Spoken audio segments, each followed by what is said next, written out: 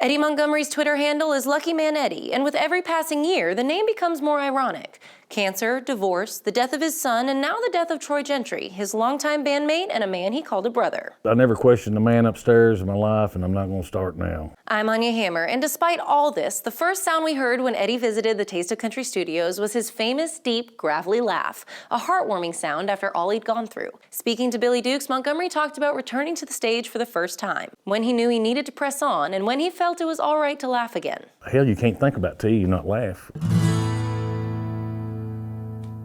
I mean, he kept that big spoon with him all the time, man, and he kept it on the road, big wooden spoon, because he liked stirring stuff up, boys.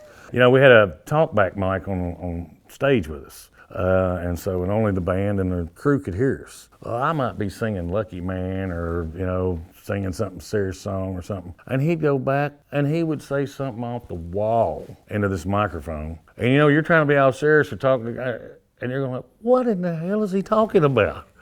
And he'd say something just like, what was that?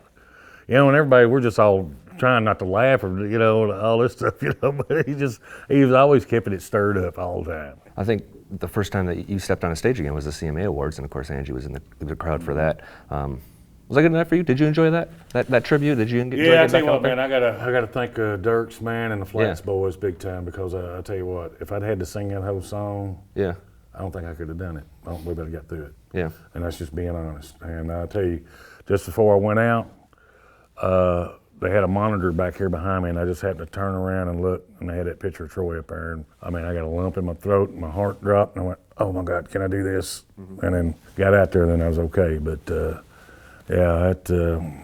was a little rough doing it. How much have you listened to this album? New album is called Here's to You, out February 2nd. How much have you listened to it since you guys finished recording? That was the hardest thing, man, just listen to it. And it's still, I ain't gonna lie about it. It is. I'm feeling better, because I know he's with me. Yeah. But, sometimes I'll be going down through there and I'll be singing a song. I'm like, you know what? I'm sure he'd be going like, Eddie, you missed that. Or something like that.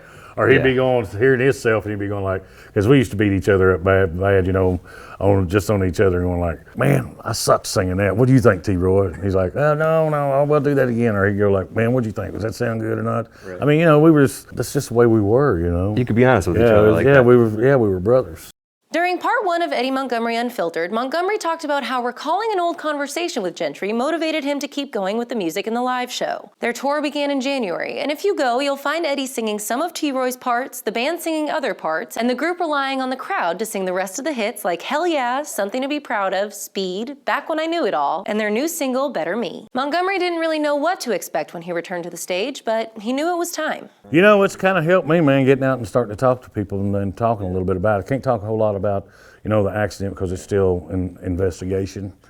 But yeah, because man, you sit there, we were road dogs. We stayed on the road all the time.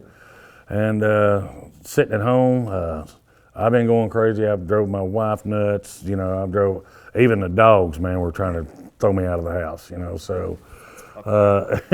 I'm telling you, it's bad when the dogs are trying to throw me out of the house, so it's it's time to get back out there because that's what I do. I grew up doing that. I always make a joke about it, but hell, my mom was a drummer, my dad was a guitar player, and the bartenders were our babysitters. Of course, T-Roy's dad owned a bar, so that's the only thing we've ever known. Thanks for watching Unfiltered, and thanks for subscribing. For more in-depth interviews with some of country music's most interesting artists, click here.